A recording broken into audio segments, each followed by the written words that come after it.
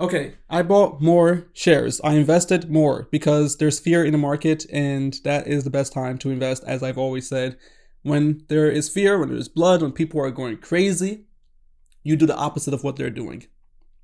If the stock market is rising super fast, but stock is rising super fast, like let's say a GameStop, or it's crashing super fast, like let's say a Open Door, you do the opposite of what the market is doing because the market, the majority, is always wrong.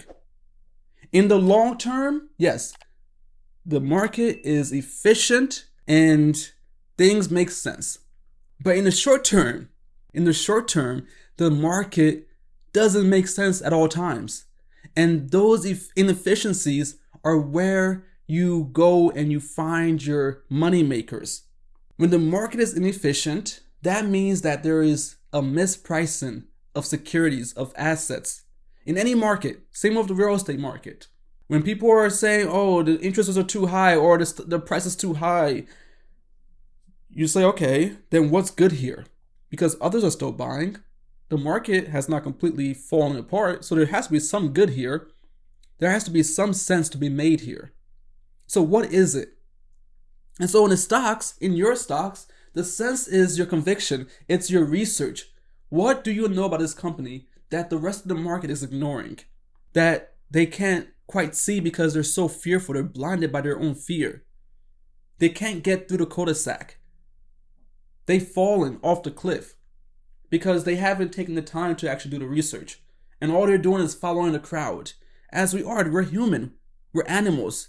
We're going to follow the crowd. And so your job as an investor is to realize that, take a step back and say, okay, my instinct is to be fearful like everyone else, or to be exuberant and excited like everyone else. You take a step back and you say, okay, what's going on here? What is happening in the market right now? Is my company actually crap? Is this company doing worse today than they were when I invested in them? Are they headed towards bankruptcy? Did their business model completely change? Is the environment completely unhealthy for their business model in the long term and in the near term? Did they not plan for this? Do I not trust my leadership team, the management team, the CEO, the CMO, the chief investment officer?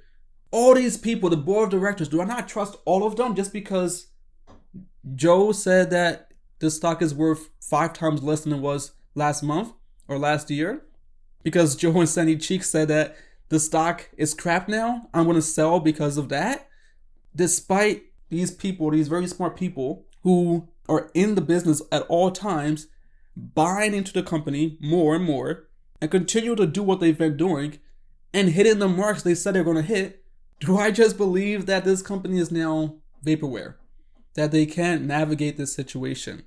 And so I should sell or just sit there and cry and be sad and just hold all of my cash? Yes, in these hard times, it's good to have cash. So you can deploy less until you find a very good opportunity. But that doesn't mean to sit on the sidelines indefinitely and just say, I'm completely out. And I'm going to sell my shares. No, you take the time. You assess, you do your research, you try to maintain that conviction. And if you can't, that's fine. But you do the research first before you hop on to the fear bandwagon. And you try to understand the company more. Try to understand how it fits into the macro environment and of course the micro. You try to make sense of where they are today, where they came from, and where they say they're going, and judge them based on what they've done, their actions in the past. Have they hit their marks? Have they exceeded their marks? Have they increased their guidance? Have they decreased their guidance? Have they met their guidance? Do you believe that they can continue to at least get close to their guidance? Do you believe that they will continue to make money? Do you believe that their business model is still compatible with the investment thesis that you initially made? It's not rocket science. There are investors in the private markets with less information than you have, because in the private markets, the companies don't have to share as much information and as frequently. They share when it makes sense in the private markets and whatever agreements they make with their private investors, angel investors, venture capitalists, private equity firms. They have less information in the private markets and they lock up their money for years and years at a time. That's how private investing works. Startups, sometimes a decade before they actually see an exit. So they're working with less information and their money's locked up, and yet that's where most of the actual wealth is built in this country. And that's where the SEC has said that you, as a poor person who does not make at least $200,000 a year or has a net worth of $1 million, that you are too dumb to invest in that market. Because they've seen you and how you behave in the public markets. When you have more information and more control of your money, you're up and down with emotions. In the private markets, you don't have that luxury. You can't say, oh, I want to invest today, and then tomorrow say, oh, I'll give my money back. No, your money is locked up. That company needs that money to actually operate. And so if you give it to them, they're going to use it, and you won't see it again unless there's an exit, unless it works out. So you better have done your research and built your thesis and build conviction before giving away your money to this private company, this startup. That's how the private markets work. And there are lots of times when the investor gets burnt in the private markets. Most of the time they get burnt. But they stick to their guns. And if they do that, if they continue to build their thesis and build conviction before investing, and then they keep their money invested because they have no other option, eventually, 1 out of 10, 1 out of 5, whatever the case is, they hit it big. They find the one that works. It's a numbers game in that because the chance of failure is so high. So they just keep investing. In the public markets, you have the option to invest in a company today and take your money out. And so you feel, oh, I don't have to do as much research. I don't have to do any research. I can just put my money in and hope it goes up in 5 days or in 5 months. And if it does, I'll take my money out. No, that's not the right way to invest. You invest money after doing the research, after building conviction and a thesis that you can believe in, that you can stand on when times get hard.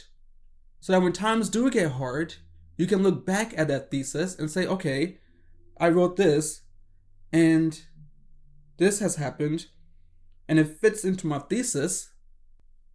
The model has not changed. The world is not burning. We're not all going to die tomorrow. It all makes sense.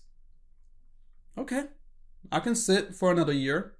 I can sit for another 5 years and see where this goes. Because I've done the research, I have conviction. And so I'm going to buy in more. I'm going to dollar cost average in. Or I'm just going to hold if I don't have any more cash. Or I just want to hold cash just to be safe. In case things get worse, maybe I can buy into it. Or if I'm on margin and invest in a pretty risky way, I can have some protection. So that if I do get a margin call, I can cover it with my cash. But to sell despite your thesis, despite your research, because you didn't even take the time to look back at it, that's not very smart. You're smart, right? That would be out of character for you. So you wouldn't do that, right? So as an investor myself, I've taken the time to do my research before investing. And I've taken the time to look back at my research and new information. I've taken all the information, the goods and the bads, the neutrals, all of them. And I just filter it. I say, okay, bring it in. Yep, all of the fear, all of the hype, all of the good news, the new features, the new developments, and all the good stuff. Bring it in. Good and bad. I take it in. And I just let it sit. Let it marinate in my brain. And I collect my bi-weekly check. And I collect it again. I pay my bills. And I just let it sit. And then eventually I see, oh wow. This stock that was worth $10 per share just last year, 25, is now worth 2. Okay, maybe there's a reason for that to some degree, but it's probably a bit overdone. Can things really be that bad? And for the long term, is it going to stay that bad? Is this company going to just completely fail and go bankrupt? Have they not planned for this? And I say, that's probably unlikely. And I look at the research again. And I look at their earnings reports and what they've said, their guidance, and their actions. Not just the fear and the uncertainty and the doubts in the market, because of Sandy Cheeks and Joe. They don't know anything. They're like me. And because they're in the majority, part of the majority, they probably haven't done their research. They're probably just people out there just afraid of what's going to happen to their cash that they didn't plan to have invested for a long time, for a year or 2, 5, 10 years, 20 years.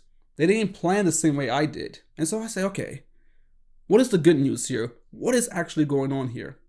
And then, if it makes sense to me and it still fits my thesis, I invest. And so, yes, I have been investing more. I have been buying more shares. Of course, I'm investing in a very risky way. So at times, I'm forced to take actions that I don't like to take. But for the most part, I am a net buyer. I continue to buy into these companies because I bought into them when they were worse, when they were doing worse, when they were making less money and they were further away from profitability. Now they're making more money, their business model is playing out, and they're closer to profitability. Why would I sell after going through all of that to get to this point? Does that make any sense?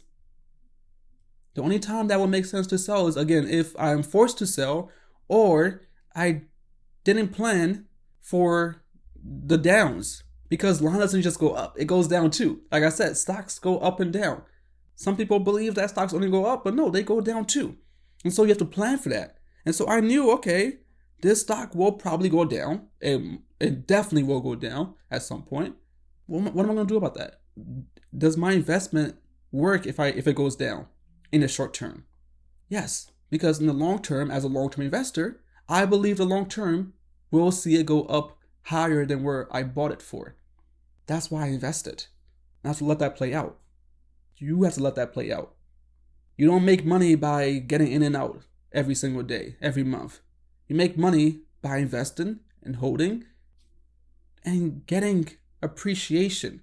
And you benefit from the appreciation of the value of your assets. It's not rocket science. It really isn't. The hedge fund managers and the mutual funds want to believe that it's way over your head, it's way too complicated. But it's not. They're struggling too. Their stocks are down 50%. They're getting margin calls. They're underperforming the index, the S&P 500. So you're not alone. They're just like you. And they're probably worse than you because they have to manage a lot more money and they're constrained by their investors.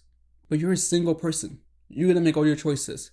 You have a longer time horizon. You have a longer runway than the hedge funds and the mutual funds because they have to act in a certain time period to make a certain amount of returns to keep their investors happy and to especially never lose money. Because if they lose money, their investors are going to cut them, find someone else who will not lose their money, even if it means that in the long term they make money. They don't have that option. They don't have the long-term option. They have the short term and the mid-term. That's it. You have the long term. You have time on your side. That's what makes you special. That's your advantage. You have time. They don't have time. I did a whole jingle on that in my video on your 5 advantages over hedge funds. You have time and they don't have time. That's huge. People don't get that. That's huge. Time is everything. Of course, there's also the need for capital, cash. But if you have the cash, you have the time, you can beat everyone else who doesn't have the time, who doesn't have the foresight to say, oh, I can actually take this hit today, let it play out, and then benefit in the long term. And that's what I'm doing. I'm investing more. I'm buying more of my shares. And my patrons at patreon.boacademy.org know exactly when I buy and which companies I'm invested in. They see my signals and they can act on it as they want based on how they perceive my actions. So if you're interested in my portfolio and how I'm reacting to this and dealing with this downturn and recession and maybe a depression if the Federal Reserve continues on its war path with interest rates trying to get us back as high as we were in the 70s and the 80s, how am I going to handle that? How am I going to deal with that? Then join us over at patreon.boacademy.org to become a patron, support this channel, and help us get to our 10,000 subscriber goal. Share this video. Share our videos with your friends and family. Help them understand that investing is a long-term game. If you play the long-term game, you will be much better off than those who are short-term minded, because they will get burnt. I hope you enjoyed this video. And if you did, you know what to do. Like, subscribe, and comment. How are you dealing with this downturn? Are you buying? Are you selling? Are you just running around with your head on fire? Let's talk about it. I'm Lincoln with bullacademy.org. Thank you, and I'll see you again next time.